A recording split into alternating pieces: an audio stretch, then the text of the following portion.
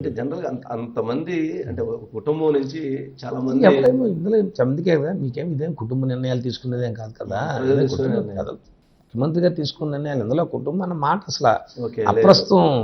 అంటే వాళ్ళు వేరు, వీళ్ళు వేరు. మీరు ఒకటి గుర్తుపెట్టుకోవాల్సిన అవసరం అంటే వాళ్ళ కుటుంబాన్ని మీరే మాట్లాడితే ఇవాళ విజయనగరం జిల్లాలో ఉన్న వాళ్ళు అందరూ ఒకే కుటుంబం.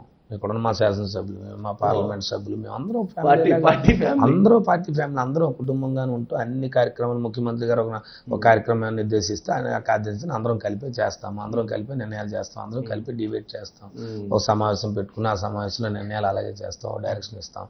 అందుకే సీనియర్గా ఉంటారు పెద్దలు. సార్ బత్సాయిచిన గారు మాకు అందరికీ సీనియర్గా ఉంటారు, మార్గదర్శులుగా ఉంటారు. నిశ్చయం వాళ్ళ దగ్గర ప్రెజెంటేషన్ చేస్తాం, వారు వచ్చి ఒక స్పెసిఫిక్ డైరెక్షన్ ఇస్తుంటారు వెళ్తుంటారు. ఓకే. జగన్మోహన్ రెడ్డి గారి దగ్గర చిన్న శ్రీనివాస్ గారు అసలు ఏం నేర్చుకున్నారు? జగన్మోహన్ రెడ్డి గారి దగ్గర నేర్చుకున్నది ఏంటంటే కష్టంలో ఉన్నవాడు, ఆపదలు ఉన్నవాడు, వాడిని ఆదరించడం, వాడికి మనకంటూ అవకాశం ఇచ్చిన అవకాశాన్ని ప్రేమగా వాడికి ఉపయోగించడం అనేది నేను జగన్మోహన్ రెడ్డి గారు చూశాను. కష్టంలో ఉంటే అంటే ఏ పర్సంటేజ్ ఆఫ్ పీపుల్ ఇవాళ చూడండి, ఇవాళ ముఖ్యమంత్రి గారు మాట్లాడుతున్న మాట ఒక మాట మీరు ఎప్పుడు అవైల్ చేసుకోవాలి.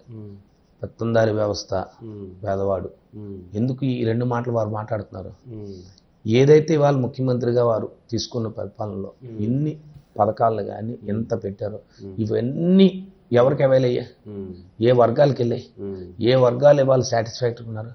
ఏ వర్గాల ద్వారా ఆయన ఇవ్వాలనుకున్నారు? ఇంత ఎడ్యుకేషన్ కానీ, ఇంత హెల్త్ కానీ, లేకపోతే ఇంత సిస్టమ్ కానీ, డెలివరీ సిస్టమ్ కానీ. ఇప్పుడు మేము ప్రజాజీవితంలో ఉన్నాం, మాకు కూడా కొంత ఆ ముఖ్యమంత్రి గారి మీద అన్ని పథకాలు లేకపోతే అన్ని స్కీమ్స్ అన్నీ కూడా ప్రజాజీవితంలో డైరెక్ట్గా డెలివరీ సిస్టమ్ పెట్టారని. ఎస్, మేము ఆ రోజు కూడా మేము ముఖ్యమంత్రి గారు చెప్పినట్టు నేను కూడా ఉన్నాను. ముఖ్యమంత్రి గారికి ఆనాటి ప్రతిపక్ష నేతగా వారు ఉన్నప్పుడు ఎందుకు ఈ ప్రభుత్వం మీద ఎంత వ్యతిరేకత వచ్చింది అని అనుకునేటప్పుడు, sir delivery system, Telugu Desam party delivery system బాగోలేదు, లీకేజ్ వచ్చింది, మన దగ్గర మాత్రం డెలివరీ సిస్టమ్ చాలా 100% ఉండాలా, ఎక్కడ దెర్ ఇస్ నో లీకేజ్ అని చెప్పాం. అంటే ఏంటి అంటే వారు అక్కడ డెలివరీ చేస్తే రీచింగ్ పాయింట్ కూడా అంతే పర్సంటేజ్ ఉండాలి.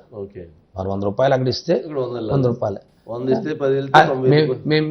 మేమే చెప్పాం ఆ రోజు. ప్రతిపక్ష నాయకుడిగా ఆయన ఉన్నప్పుడు ఆయనతో అనేక సందర్భాల్లో ఆయనతో ప్రయాణం చేస్తున్నప్పుడు ఆయనతో ప్రయాణంలో ఎప్పుడు ఇవే మాటలు ఉండేవి. ఆయనతో ప్రయాణం చేసేటప్పుడు కూడా ప్రజా సమస్యలు, ఈరోజు ఈ పాదయాత్రలు ఈ ఇష్యూ వచ్చింది, లేకపోతే పలానా వాళ్ళు వచ్చి ఇది రిప్రజెంట్ చేశారు, ఆ రిప్రజెంటేషన్ తాలూకా దాని తాలూకా హిస్టరీ ఏంటి, లేకపోతే ఈ ప్రాంతంలో ఎందుకు ఈ ప్రాంతం ఎంత వెనుకబడి ఉండిపోయింది, ఈ ప్రాంతంలో అసలు రిక్వైర్మెంట్స్ ఏంటి అని విజయనగరం జిల్లాలో ఆయన సుదీర్ఘమైన పాదయాత్ర చేస్తున్నప్పుడు ఆయనకు అనేక అంశాలు చెప్పాం. దాంట్లో